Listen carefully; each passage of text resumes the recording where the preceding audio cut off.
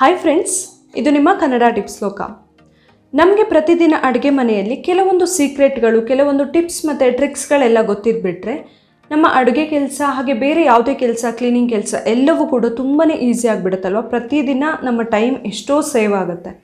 So ಇವತ್ತು ನಾನು ಅಂತಹದೇ ಕೆಲವೊಂದು ಕಿಚನ್ ಟಿಪ್ಸ್ಗಳನ್ನು ಹೇಳ್ತಾ ಇದ್ದೀನಿ, ನಮ್ಮ ಅಡುಗೆ ಮನೆಯ ಕೆಲಸವನ್ನು ತುಂಬ ಈಸಿ ಮಾಡುವಂಥದ್ದು. ಸೊ ಯಾವುದು ಆ ಟಿಪ್ಸ್ ಮತ್ತು ಟ್ರಿಕ್ಸ್ಗಳು ಅಂತ ತಿಳ್ಕೊಬೇಕಂತ ಹೇಳಿದರೆ ವಿಡಿಯೋನ ಸ್ವಲ್ಪ ಕೂಡ ಮಿಸ್ ಮಾಡದೆ ಪೂರ್ತಿ ನೋಡಿ. ಹಾಗೆ ನೀವು ಯಾರಾದರೂ ಇನ್ನೂ ಕನ್ನಡ ಟಿಪ್ಸ್ ಲೋಕ ಚಾನಲ್ನ ಸಬ್ಸ್ಕ್ರೈಬ್ ಮಾಡಿಲ್ಲ ಆದರೆ ಪ್ಲೀಸ್ ಸಬ್ಸ್ಕ್ರೈಬ್ ಮಾಡಿ. ಹಾಗೆ ಪಕ್ಕದಲ್ಲೇ ಇರುವ ಬೆಲ್ ಐಕಾನ್ ಕ್ಲಿಕ್ ಮಾಡೋದನ್ನು ಮರಿಬೇಡಿ. ಅದರಿಂದಾಗಿ ನೀವು ನಾನು ಹಾಕುವಂತಹ ಎಲ್ಲ ವಿಡಿಯೋಗಳನ್ನು ಮಿಸ್ ಮಾಡದೆ ನೋಡಬಹುದು. ಇವಾಗ ಮೊದಲನೇ ಟಿಪ್ಸ್ ಹೇಳ್ತಾ ಇದ್ದೀನಿ. ನಾವು ಅಡುಗೆ ಏನಾದರೂ ಮಾಡುವಾಗ ಬಾಣಲೆಯಲ್ಲೆಲ್ಲ ಕೆಲವು ಸರಿ ತುಂಬ ಎಣ್ಣೆ ಪಸೆ ಆಗಿರುತ್ತಲ್ವ, ಎಷ್ಟೇ ತೊಳೆದ್ರೂ ಕೂಡ ಹೋಗಲ್ಲ, ಒಂಥರ ಪಸೆ ಪಸೆ ಥರ ಅನಿಸ್ತಾ ಇರುತ್ತೆ ನೋಡಿ, ಈ ಥರ ಕೈಗೆ ಅಂಟ್ತಾ ಇರುತ್ತೆ ಕೆಲವು ಸರಿ. ಸೊ ಅದನ್ನು ನಾವು ನೀಟಾಗಿ ತೊಳಿಬೇಕು ಅಂತಾದರೆ ಹೇಗೆ ಕ್ಲೀನ್ ಮಾಡ್ಬೋದು ಈಸಿಯಾಗಿ ಅಂತ ಹೇಳಿದರೆ, ಒಂದು ಸ್ವಲ್ಪ ಕಡಲೆ ಹಿಟ್ಟನ್ನು ತೊಗೊಳ್ಬೇಕು, ಅದನ್ನು ಫುಲ್ ಹರಡಬೇಕು. ಎಣ್ಣೆ ಪಸೆ ಎಲ್ಲೆಲ್ಲ ಇದೆ ಅಲ್ಲೆಲ್ಲ ಹಾಕ್ಕೊಳ್ಬೇಕು ಫಸ್ಟಿಗೆ. ಈ ಕಡಲೆ ಹಿಟ್ಟು ನಾವು ಹಾಕಿ ಈ ಥರ ಸ್ವಲ್ಪ ಹೊತ್ತು ಬಿಡಬೇಕು. ಆವಾಗ ಏನಾಗುತ್ತೆ, ಈ ಎಣ್ಣೆ ಪಸೆನೆಲ್ಲ ಹೀರ್ಕೊಳ್ಳುತ್ತೆ ಕಡಲೆ ಹಿಟ್ಟು.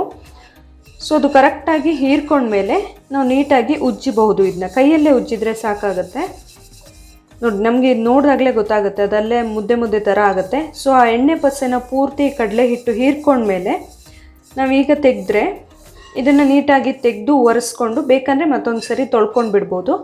ಆವಾಗ ಕೂಡ ನಮಗೆ ಅಷ್ಟೊಂದು ಎಣ್ಣೆ ಪಸೆ ಗೊತ್ತಾಗೋದಿಲ್ಲ. ನಾನಿವಾಗ ಇದನ್ನ ತೊಳೆದ್ಬಿಟ್ಟು ತೋರಿಸ್ತೀನಿ. ಕಡಲೆ ಹಿಟ್ಟಾಕಿ ಒಂದು ಸರಿ ತಿಕ್ಕೊಂಡ್ಮೇಲೆ ನಾವು ಮತ್ತೆ ಏನು ಡಿಶ್ ವಾಶ್ ಸೋಪ್ ಏನು ಹಾಕಬೇಕಂತ ಇಲ್ಲ, ಹಾಗೇ ಪಸೆ ನೋಡಿ ಒಂದು ಸ್ವಲ್ಪ ಕೂಡ ಇಲ್ಲ. ಇಲ್ಲಿ ಬರೀ ನೀರಲ್ಲಿ ವಾಶ್ ಮಾಡಿದರೆ ಸಾಕಾಗುತ್ತೆ. ತುಂಬ ಈಸಿಯಾಗಿ ನಾವು ಇದನ್ನ ಕ್ಲೀನ್ ಮಾಡ್ಕೊಳ್ಬಹುದು. ಇವಾಗ ಎರಡನೇ ಟಿಪ್ಸನ್ನು ಹೇಳ್ತಾ ಇದ್ದೀನಿ. ಸಕ್ಕರೆ ಡಬ್ಬದಲ್ಲಿ ಇರುವೆಗಳೆಲ್ಲ ಬರೋದು ತುಂಬ ಕಾಮನ್ ಅಲ್ವಾ. ಸಕ್ಕರೆ ಅಥವಾ ಬೆಲ್ಲ ಎಲ್ಲ ಇದ್ದಾಗ ಇರುವೆಗಳು ಆದಷ್ಟು ಬಂದುಬಿಡ್ತವೆ. ನಾವು ಎಷ್ಟೇ ಟೈಟ್ ಮುಚ್ಚಳ ಇರೋದು ಹಾಕಿದರೂ ಕೂಡ ಇರುವೆಗಳು ಎಲ್ಲಾದರೂ ಒಂದು ಸಣ್ಣ ಗ್ಯಾಪ್ ಇದ್ದರೆ ಬಂದುಬಿಡ್ತವೆ. ಸೊ ಇರುವೆ ಬರದೇ ಇರೋ ಹಾಗೆ ನಾವು ಹೇಗೆ ಇಡ್ಬೋದಂತ ಹೇಳಿದರೆ, ಸಕ್ಕರೆನ ಡಬ್ಬಕ್ಕೆ ಹಾಕಿದವರು ಅದಕ್ಕೆ ಒಂದು 7-8 ಲವಂಗನ ಹಾಕಬೇಕು. ಲವಂಗ ಹಾಕಿ ಚೆನ್ನಾಗಿ ಮಿಕ್ಸ್ ಮಾಡಿ ಮುಚ್ಚಳನ ಟೈಟ್ ಮಾಡಿ ಮುಚ್ಚಿಡಬೇಕು. ಏರ್ಟೈಟ್ ಕಂಟೈನರ್ ಆದರೆ ಅಥವಾ ಟೈಟ್ ಮುಚ್ಚಳ ಇರೋ ಕಂಟೈನರ್ ಆದರೆ ತುಂಬ ಒಳ್ಳೆಯದು. ನಾವೇನು ಲವಂಗ ಹಾಕಿದ್ದೀವಲ್ಲ ಅದರ ಸ್ಮೆಲ್ಲಿಗೆ ಅದು ಗಮ್ ಅಂತ ಒಂಥರ ಘಾಟ್ ಥರ ಬರುತ್ತೆ ಅಲ್ವಾ, ಆ ಘಾಟಿಗೆ ಇರುವೆಗಳು ಬರೋದಿಲ್ಲ ಸಕ್ಕರೆ ಡಬ್ಬಕ್ಕೆ.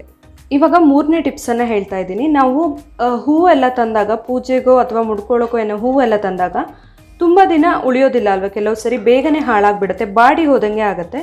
ಸೊ ಅದಕ್ಕೆ ಹೂವನ್ನು ಯಾವ ರೀತಿ ಸ್ಟೋರ್ ಮಾಡ್ಬೋದು ಫ್ರೆಶ್ ಇರೋ ಥರ ಅನ್ನೋದನ್ನು ಹೇಳ್ತಾ ಇದ್ದೀನಿ. ಈಗ ಫಸ್ಟಿಗೆ ಯಾವುದಾದ್ರೂ ಒಂದು ಟೈಟ್ ಮುಚ್ಚಳ ಇರುವಂತಹ ಡಬ್ಬ ತೊಗೊಳ್ಬೇಕು.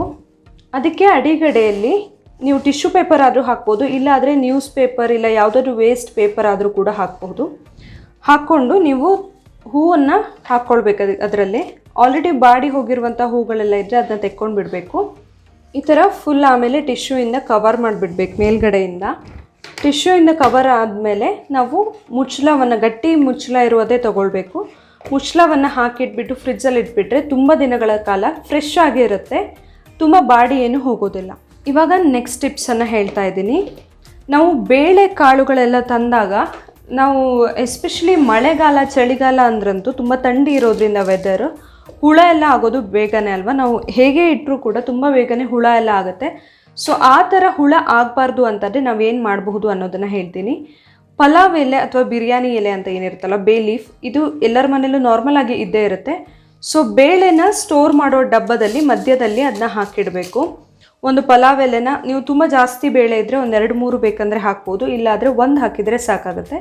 ಅದನ್ನು ಹಾಕಿ ನೀವು ಏರ್ಟೈಟ್ ಕಂಟೈನರಲ್ಲಿ ಹಾಕಿ ಮುಚ್ಚಿ ಇಟ್ಬಿಟ್ರೆ ಹುಳ ಎಲ್ಲ ಆಗೋದಿಲ್ಲ ಬೇಗನೆ. ತುಂಬ ದಿನಗಳ ಕಾಲ ಬೇಳೆ ಚೆನ್ನಾಗೇ ಇರುತ್ತೆ, ಹಾಳಾಗೋದಿಲ್ಲ ಏನು ಕೂಡ. ಇವತ್ತಿನ ವಿಡಿಯೋದಲ್ಲಿ ಹೇಳಿರುವಂತಹ ಕಿಚನ್ ಟಿಪ್ಸ್ಗಳು ಅಥವಾ ನಾರ್ಮಲ್ ಟಿಪ್ಸ್ಗಳು ತುಂಬ ಜನಕ್ಕೆ ಖಂಡಿತವಾಗ್ಲೂ ಕೂಡ ಹೆಲ್ಪ್ ಆಗುತ್ತೆ, ತುಂಬ ಕೆಲಸ ಕೂಡ ಈಸಿ ಆಗುತ್ತೆ.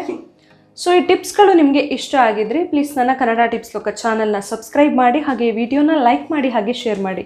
ಅದೇ ರೀತಿ ನೀವು ಯಾವ ರೀತಿಯ ಟಿಪ್ಸ್ಗಳನ್ನು ನೋಡೋದಕ್ಕೆ ನನ್ನ ಚಾನಲಿಂದ ಎಕ್ಸ್ಪೆಕ್ಟ್ ಮಾಡ್ತೀರಾ ಅಥವಾ ಇಷ್ಟಪಡ್ತೀರಾ ಅನ್ನೋದನ್ನು ಪ್ಲೀಸ್ ನನಗೆ ಕಮೆಂಟ್ ಮಾಡಿ ತಿಳಿಸಿ. ಅದೇ ತರಹದ ವಿಡಿಯೋಗಳನ್ನು ಹಾಕೋಕ್ಕೆ ಟ್ರೈ ಮಾಡ್ತೀನಿ. ನಾಳೆ ಇನ್ನೊಂದು ಹೊಸ ವಿಡಿಯೋದೊಂದಿಗೆ ಮತ್ತೆ ಬರ್ತೀನಿ. Thank you.